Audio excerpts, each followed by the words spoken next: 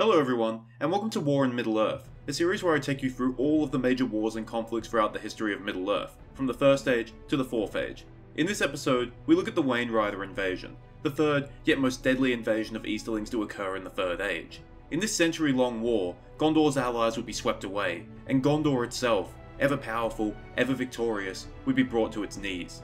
In the previous episode, we discussed Gondor's wars with its southern neighbours that emerged as a consequence of the kin strife. These wars had been back and forth, and in the midst of them, the catastrophic Great Plague had ripped through the lands of Middle-earth, killing untold millions. But in the reign of Telummatar Umbardakil, it seemed like Gondor once again had the upper hand, retaking Umbar and destroying the heirs of Castamere. This, however, did not last. Telummatar died in 1850, and was succeeded by his son, Narmakil II. Unlike his predecessor of the same name, Narmakil II had little luxury to enjoy. Merely a year into his reign, the Wainriders appeared. The Wainriders. These were Easterlings, but unlike any Gondor had ever faced before. They were a people, or perhaps a confederation of peoples from far beyond the Sea of Rhûn.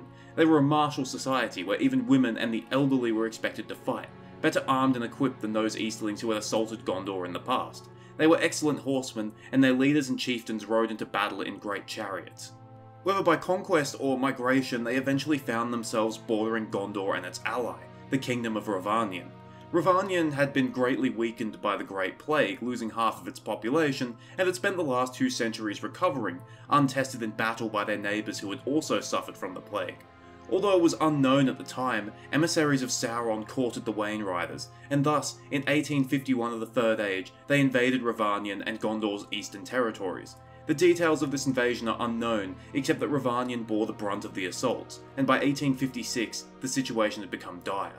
What remained of the Kingdom of Rhovanion appealed to its stronger ally for aid, and in that same year of 1856, Narmakil II set forth with a great army and crossed to Anduin, fortifying the Undeeps behind him, and meeting with his Northmen allies, led by a man named Marhari, a descendant of Vidogavia.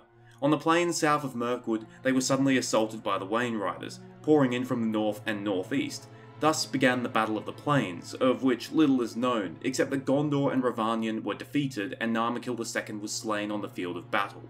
Although defeated, the remnants of Gondor's army managed to retreat across the Daggerlad into Ithilien, thanks to the rearguard efforts of the Northmen led by Marhari, who was ultimately slain. Despite their victory, the Wainriders also took heavy losses and returned to Rhovanion to consolidate their newly won territory, whilst also inviting more of their kinsfolk from the east. The magnitude of this defeat cannot be understated. Gondor, having never suffered such a loss, was forced to abandon its eastern territories beyond the Anduin, except for Ithilien. In the aftermath of the defeat, Gondor also lost Umbar in the south, which was taken by the men of Harad. As for the Northmen, the Kingdom of Rhovanion was effectively no more, and many of those who remained were enslaved by the Wainriders. I say many because not all were enslaved. Some escaped. Some north across the River Celduin, where they were taken in by the Northmen of what would become Dale. Some fled to Gondor, but the largest and perhaps most important group, led by Marwini, son of Marhari, fled to the Vales of Anduin.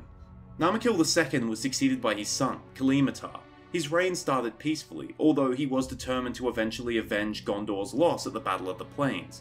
In the dying years of the 19th century, he got his opportunity. To the south, the Haradrim were warring amongst themselves, but to the north, the Wainriders were once again preparing for war. In 1899, messengers from Marwini of the Northmen arrived in Telummatar's court, informing him that the Wainriders were preparing to cross the Undeeps and invade the province of Calenadon.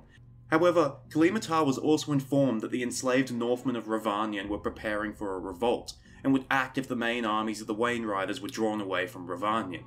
Telummatar acted immediately. He gathered a large force and marched forth from Ithilien, making sure his enemies were fully aware of his movements. Meanwhile, he sent a force of cavalry through Calenadon to the Undeeps, where they met with an army of mounted Northmen under Marwini. The Wainriders took the bait, advancing south away from their new homes in Rhovanion. As they advanced, Telummatar gave way, drawing them onto the plains of Daggerlad. There, a great battle was fought, and its result was long in doubt, but at the height of the battle, Telummatar and Marwini's cavalry arrived, smashing into the flanks and the rear of the Wainriders.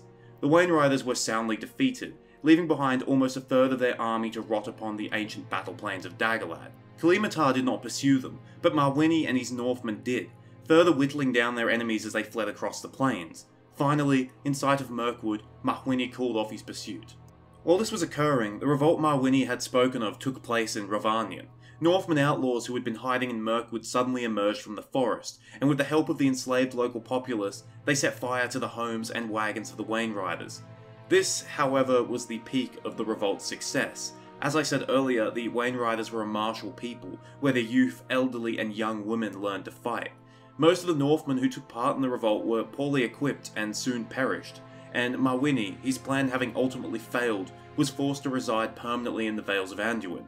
The Wainriders had been dealt a heavy blow, but they had not been defeated. The rest of Kalimatar's reign was peaceful, but the Wainriders were not dormant. Fearful of Gondor's power, which they overestimated in fact, their attention now turned east and south. Their people continued to multiply, and they ended up coming into conflict with the people of Karn and Harad to the south. This conflict eventually ended, likely mediated by none other than Sauron himself, and the two peoples now turned their attention westward once again. By Kalimatar's death in 1936, the Wainriders were on the move once again in Rhovanion, identified by Forthwini, the son of Marwini. He informed Ondoher, the new king of Gondor, and Ondoher correctly guessed that something must be coming. A man much beloved by Gondor's military, Ondoher got to work assembling as large an army as Gondor could possibly muster. It was during Ondoher's reign, 1940 to be specific, that Gondor and Earnil re-established contact after almost 2,000 years of silence, reaffirming their ancient alliance. Ondoher's daughter, Firiel, was married to Arvedui, the son and heir of King Araphant. Part of this old alliance was military aid should either kingdom come under assault, yet due to the dire circumstances in both kingdoms, neither could spare military aid for each other. In 1944, it became clear that an attack was imminent, not just from the Wainriders to the north and east, but from the Haradrim to the south as well. Although it was impossible to know, it was clear to Ondoher that the two former foes were now working together to deal Gondor a fatal blow.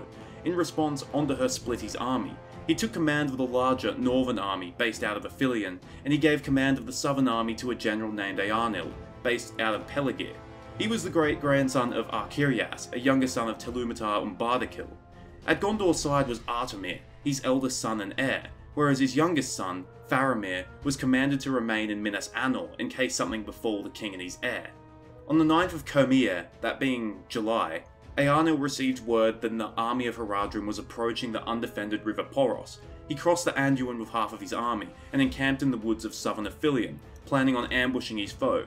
To the north, Ondoher began marching his army towards the Morannon, the Black Gate, planning on meeting the Wainriders on the ancient battleground of Dagorlad, where Gondor had yet to be defeated. However, Ondoher had not yet received word of an approaching Wainrider army. At present, his plan was to march his force out of Ithilien, leading the centre, while the left and right flanks would follow behind. Once they had reached the Morannon, the army would wheel around and face north, where they were expecting the Wainrider army to assault from, as they had done in the previous two battles. But unknown to Ondoher, the Wainriders had marshalled their forces south of the Sea of Rhûn, and had raced westwards along the line of the Ered Lifui. Sometime in the morning on the 12th of July, Ondoher's centre had only just drawn parallel with the Morannon, and the left and right flanks were still yet to move into position. As Ondoher's centre were getting into position for a northern assault, a great dust storm appeared to the east, heralding the arrival of the Wainriders' vanguard, comprised of war chariots and a great deal of cavalry, far more than Gondor had expected. Realising he had been duped, Ondoher wheeled his centre around to face the oncoming assault, closing his right flank against the mountains. He quickly ordered Minohtar, his nephew and captain of the right flank, to race his command forward and cover Ondoher's left flank. This was too little too late. The Wainrider vanguard smashed into Ondoher's centre even as they were desperately trying to reposition. Ondoher and Artamir took position on a low knoll, but this wasn't enough, and they were both killed in the fighting, and the standard of the king was captured. Their bodies were never recovered. Meanwhile, the Wainriders drove through Gondor's heavy infantry, hurling them back and driving many of them westward into the dead marshes.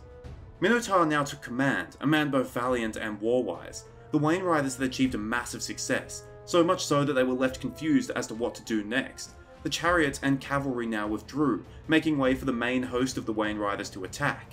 Using this delay, Minohtar rallied his right flank and what remained of the centre into a rear guard, whilst commanding Adrihil of Dol Amroth, commander of the left flank, to fall back into Ithilien and prepare a defensive line, and send word to Earnil of the disaster.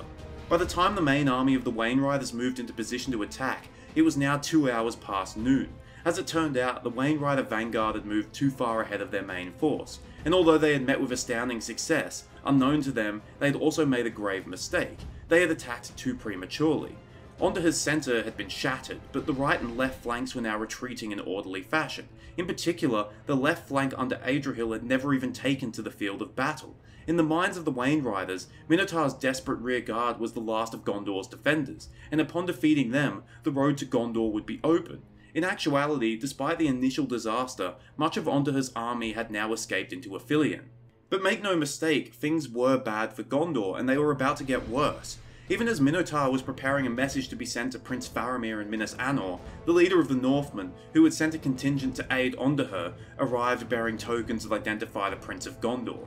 In an act of rashness and, frankly, stupidity, Prince Faramir had disguised himself as one of the Northmen and joined the battle. As they were retreating towards the dead marshes, he was mortally wounded and soon died. Not only was King Ondoher dead, but so were both of his sons, and to make things worse, at last, late on the 13th of July, Minohtar's rearguard was overwhelmed, and Minohtar himself was slain by an arrow. In honour of his brave and desperate defence, his men carried his body from the field. When the Wainriders finally reached the woods of Ithilien, they found them undefended, and at that point, they believed Gondor was finished. And maybe Gondor would have been undefended had the schemes of the Wainriders gone entirely to plan. But just when Gondor needed a hero, they got one, and that was none other than Earnil, general of the Southern Army. To the south, Earnil had smashed the Haradrim with little loss, and learning of the disasters that had befallen the Northern army from Adrihil, he hastened northwards. As he went, his own army swelled from survivors of the Northern army, and he was preparing to do battle. But he would not have the kind of battle he might have been expecting.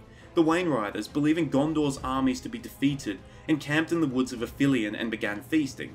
After all, why not? Feast now, sack Osgiliath and Minas Anor later. When Earnil arrived, he likely couldn't believe his luck. As the Wainriders were at the height of their revelry, Earnil and his army attacked, storming the camp and setting fire to the Wains. The Wainriders were taken entirely by surprise, and in the chaos that ensued, they were decisively defeated. Not willing to let them get away, Earnil pursued them, driving them into the dead marshes to the north, where most of them perished. In the space of 48 hours, the Wainriders went from a glorious victory to an absolutely catastrophic defeat. With this defeat, the power of the Western Wainriders was shattered, and they fled back to their eastern lands. The Haradrim had also been decisively defeated, and it seemed that Gondor would finally have some respite to war, and peace that would allow them to regain their strength to reclaim their ancient glories. However, there were pressing problems, that of a king. With the death of Ondoher and his two sons, as well as his nephew, Minohtar, although it should be said that he was actually the son of Ondoher's sister, so he might not have been in direct line to the throne. Anyway, with their deaths, Gondor had no clear successor. This was realised in the north, and Arvedui, the heir to Arthedain, made a claim on Gondor's throne, based on being a Dunedain of pure Númenorian blood descended from Isildur, as well as being married to Ondoher's daughter. I'll go into further detail when I cover Arnor's final years, because this video has gone on way too long, but suffice to say, Arvedui was unsuccessful in his claim. Instead, the crown was claimed by Earnil, Gondor's victorious general, and it was given with the approval of all of the Dunedain in Gondor. He was crowned Earnil II, and from him, a new line of glorious Gondorian kings would follow. Or would they? Perhaps Gondor's council made the wrong choice, unknown to them at the time. But that's a story for the next episode. Thank you for watching. I hope you enjoyed it, or at least found it interesting. The Wainrider invasions are super detailed, hence why there was so much information. You can find most of it in the Unfinished Tales. Great reads, but unfortunately the story of the final war with the Wainriders abruptly cuts off. I've spoken too much, and I want to save my voice for the next time, so thank you, farewell, and remember, if you're told to stay at home and not join the army, probably stay at home and don't join the army.